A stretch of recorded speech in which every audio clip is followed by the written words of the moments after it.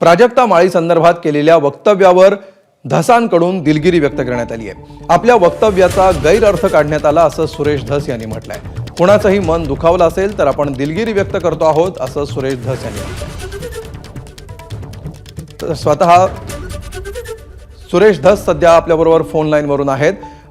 सुरेश धस जी, आपण दिलगिरी व्यक्त करण्याचा निर्णय घेतलाय। आपली प्रतिक्रिया देखील सर्वप्रथम एबीपी माझावर काही वेळापूर्वीच आम्ही दाखवली, यानंतर देखील आम्ही ती दाखवू। काय नेमकी आपली भूमिका आहे आणि हा दिलगिरी व्यक्त करण्याचा निर्णय, या निर्णयावर आपण कसे आलात?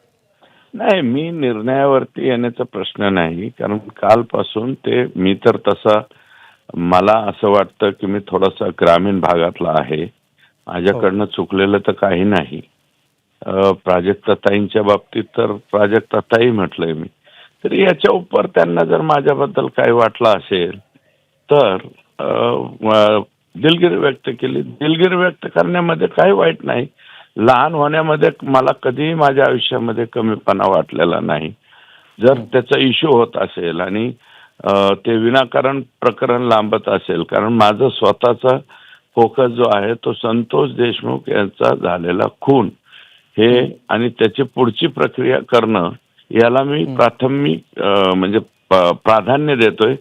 आणि या प्राधान्यामध्ये जर समजा बाबा वाटलं माझ्याबद्दल कोणाला काही की हे सुरेशचं चुकलेलं आहे, तर मी दिलगिरी व्यक्त करून मोकळा झालो। पुन्हा एकदा तुमच्या फोनच्या माध्यमातून, तुमच्या मीडियाच्या माध्यमातून पुन्हा दिलगिरी व्यक्त करतो। निश्चित।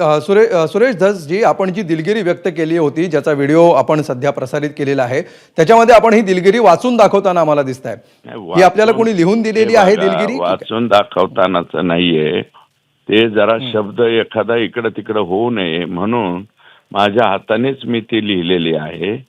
मला काय कोणाचं लिहून द्यायची गरज नाही।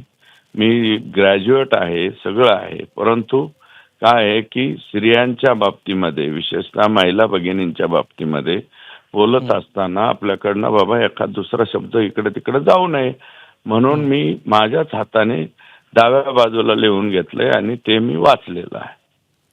सुरेश धसजी, 2 दिवसांपूर्वी आपल्याला ज्यावेळी माध्यमांनी विचारलं होतं त्यावेळी आपण यावर माझं काहीही चुकलेलं नाही असं आपण म्हणलेलं होतात।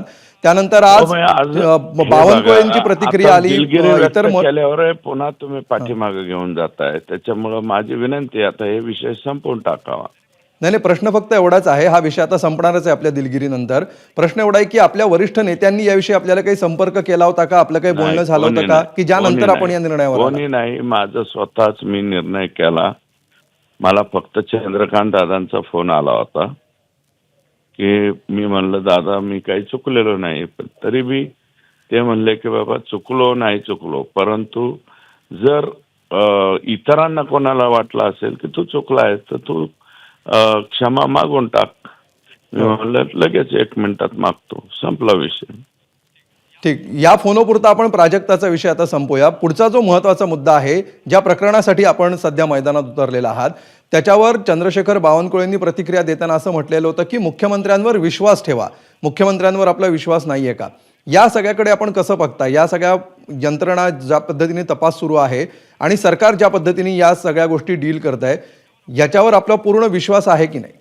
मी माझ्या कुठल्याही स्टेटमेंटमध्ये मुख्यमंत्र्यांच्या वरती आमचा विश्वास नाही किंवा काय असं कुठेही बोललेलो नाही।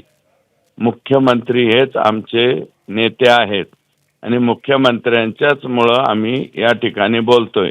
आणि माझाच नाही, तमाम महाराष्ट्रातल्या 12-13 कोटी जनतेचा पूर्ण विश्वास हा माननीय मुख्यमंत्र्यांच्या वरती आहे। सुरेश धसजी, आपण भाजपचे आमदार आहात आणि आपल्या भूमिकेमुळे सरकारचीच एक प्रकारे अडचण होतीये, अशा प्रकारच्या प्रतिक्रिया येतात। अडचण सरकारची काय अडचण व्हायचं कारण आहे? सरकारची अडचण माझ्यामुळे कशी होईल? कारण आपण ज्यांच्यावर आरोप करताय तेही मंत्री आहेत, आपण सुद्धा भाजपचे सदस्य आहात, सरकार या सगळ्यात तपास करताय। ते मंत्री आहेत, सगळं काही खरं आहे, परंतु त्यांचे शागिर्द जर चुकले असतील तर मग त्याचं समर्थन करायचं काय? कशा प्रकारे आपल्याला सरकारकडून सपोर्ट मिळतोय? जर आपल्यावर कुठलाही दबाव येत नाही तर सपोर्ट कसा? माझे नेते देवेंद्रजी आहेत, देवेंद्रजींवरती आम्ही विश्वास ठेवून, माझा सोडा काल 1 लाख लोकांचा मोर्चा निघाला होता। 1,00,000 हो. लोकांच्या मोर्चामध्ये तिथं मनोजदादा होते, जिल्ह्याचे खासदार होते, आव्हाड साहेब आले होते, प्रकाशदादा सोळंके होते, संदीप अय्या क्षीरसागर त्यांचा होम मतदारसंघ आहे ते होते, मी होतो, मुंदडाताई जे आहेत त्यांचे सासरे बुवा होते, हे सगळे आमदार जवळपास आम्ही उपस्थित होतो, सर्व पक्षीय लोक उपस्थित होते, 1,00,000 लोक होते. 1,00,000 लोकांच्या मध्ये कुठेही सरकारबद्दल किंवा मुख्यमंत्र्यांच्या बद्दल रोष राग मनामध्ये कुठंच काय दिसलं नाही. लोकांचा विश्वास आहे, सगळेजण सीएम साहेबांचा विषय काढला तर टाळ्या वाजवत होते. प्रश्न फक्त निश्चितपणे. आमच्या जिल्ह्याचा आहे. आमच्या जिल्ह्यामध्ये जे जंगलराज झालेला आहे त्या जंगलराजच्या विरोधात आम्ही बोलतोय. निश्चितपणे धस साहेब, आपण या सगळ्या प्रकरणामध्ये एक प्रकारे नेतृत्व करताय, आपण लीड घेतलेला आहे. या प्रकरणावर विशेषतः संतोष देशमुख हत्या प्रकरणाबाबत मुख्यमंत्र्यांशी आपलं काही बोलणं झालंय का, आणि गेल्या काही दिवसात शेवटचं बोलणं कधी झालंय आणि मी काय बोलले मुख्यमंत्री ते महोदयांकडून सरकारी वकील नेमला आणि जेवढ्या मी मागण्या केलेल्या आहेत सभागृहामध्ये साहेब, त्या सगळ्याच्या सगळ्या मान्य केल्यात ना मुख्यमंत्र्यांनी. मोका लावण्याची मागणी मान्य केली, याच्यामध्ये खंडणीचा गुन्हा दाखल केलाय, 302चा गुन्हा दाखल केलाय, SIT नेमा म्हणलं ही मागणी माझीच आहे. ती IG लेवलच्या अधिकाऱ्याची SIT सुद्धा साहेबांनी नेमलेली आहे. त्याच्यामुळे साहेबांचं काही निगेटिव्ह नाही, साहेब पॉझिटिव्ह लोकांच्या मध्ये चाललेले आहे. आता कोण निगेटिव्ह चाललंय काय चाललंय ते ज्याचे त्याला कळायला पाहिजे, त्यांनी निर्णय करायला पाहिजे ना त्या पक्षाच्या लोकांनी. निश्चित. खूप खूप धन्यवाद सुरेश धसजी, आपण ABP माझाला दिलेल्या या सविस्तर प्रतिक्रियेबद्दल. या सगळ्यात बीडमधील गुंडाराज संपवणं ही आपली भूमिका आहे असं त्यांनी म्हटलेलं आहे. आणि त्याचबरोबर आपल्या वक्तव्यामुळे जर प्राजक्ता माळी आणि इतर कुठल्याही महिलेच्या भावना दुखावल्या असतील तर आपण दिलगिरी व्यक्त करतो असंही त्यांनी म्हटलंय. आपण पाहूया त्यांनी नेमकं काय म्हटलंय, त्यांची प्रतिक्रिया. प्राजक्ताताई माळीबाबत माझ्या स्टेटमेंटचा गैरअर्थ निघाला आहे.